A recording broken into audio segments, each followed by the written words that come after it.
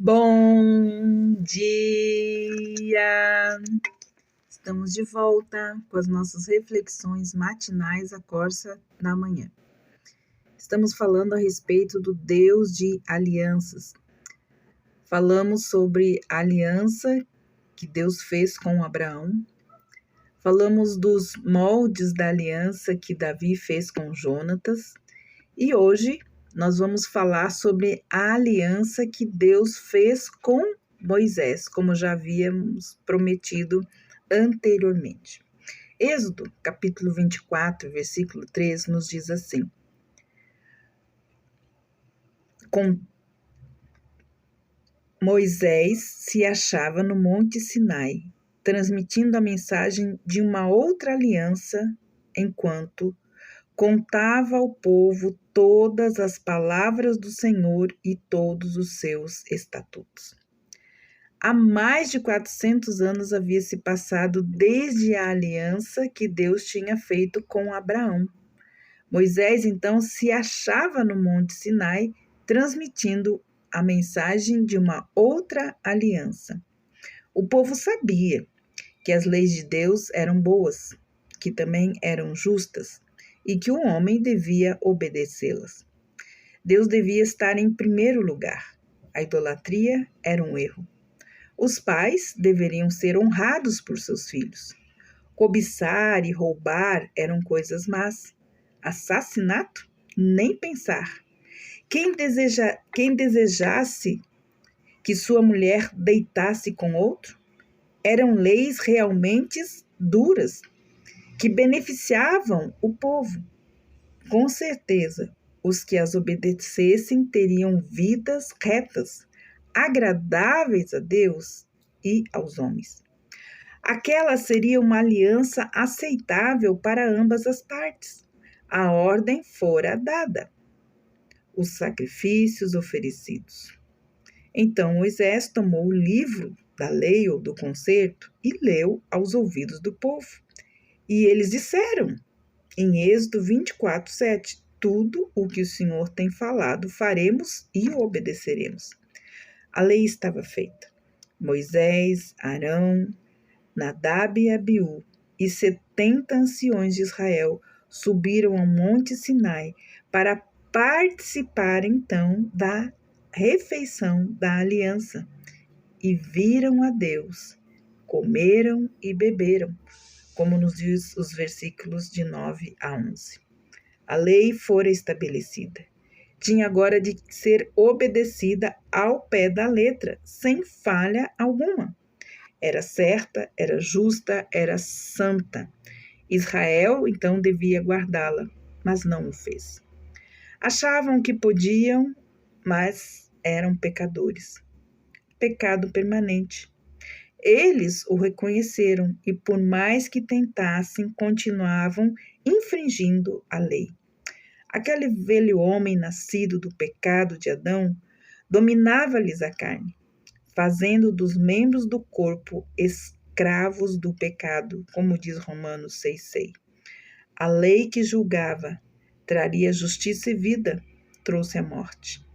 Porque Deus dera a lei, se ela não podia tornar o homem justo? Seria uma boa pergunta. Já tentou fazer o que é certo e descobriu que não consegue? Veremos então a razão nesses próximos capítulos.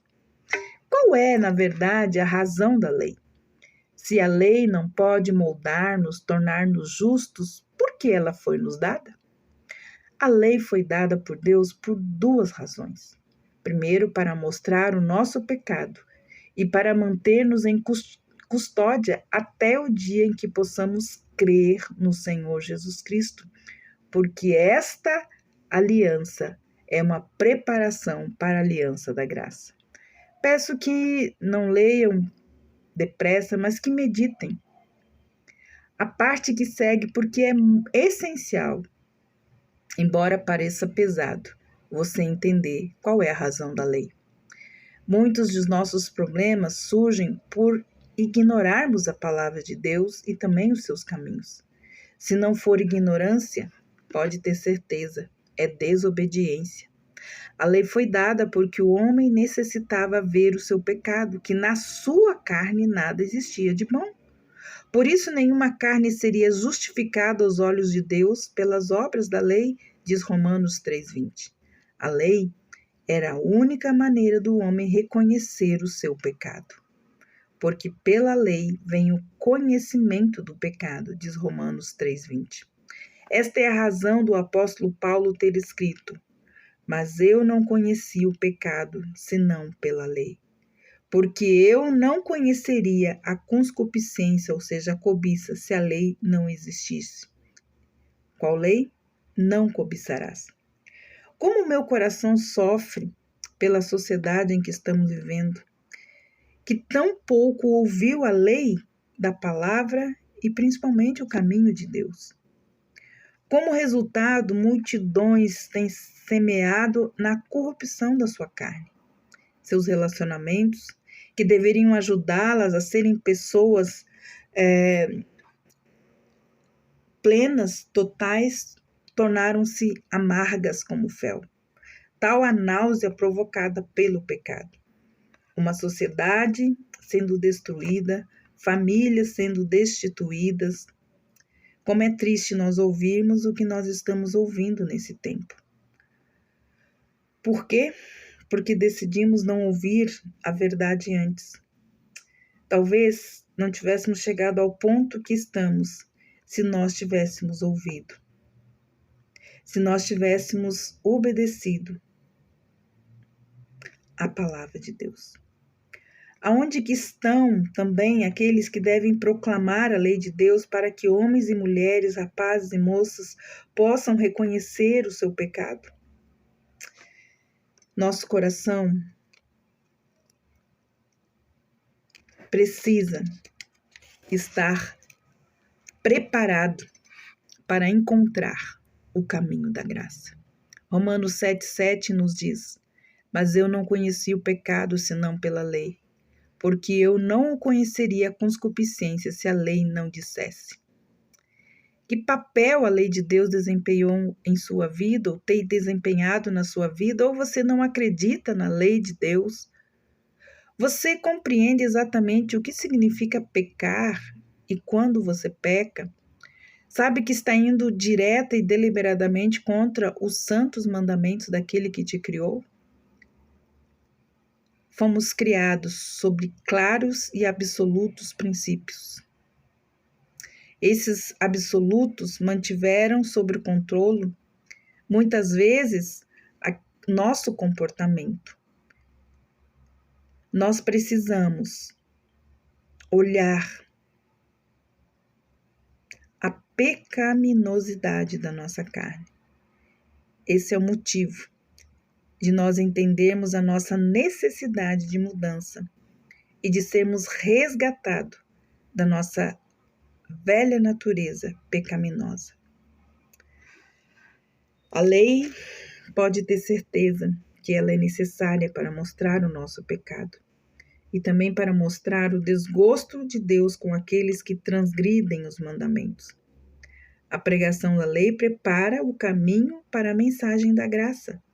A proclamação da lei leva os homens ao arrependimento. Se não nos arrependermos, todos de igual modo pereceremos, disse Jesus em Lucas 13:3. Até que ponto a sua vida está de acordo com a lei de Deus? Ou você segue a lei da natureza da sua carne? Mas você talvez diga: eu não estou sobre a antiga aliança, já fui salvo, que bom.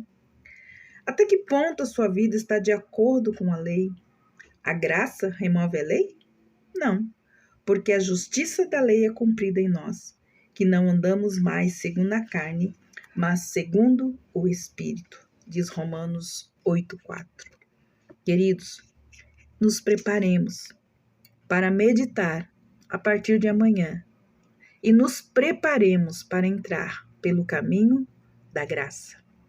A aliança com Moisés foi dada à lei, mas a aliança de Deus conosco por meio de Jesus é o caminho da graça. Que Deus te abençoe. Até lá.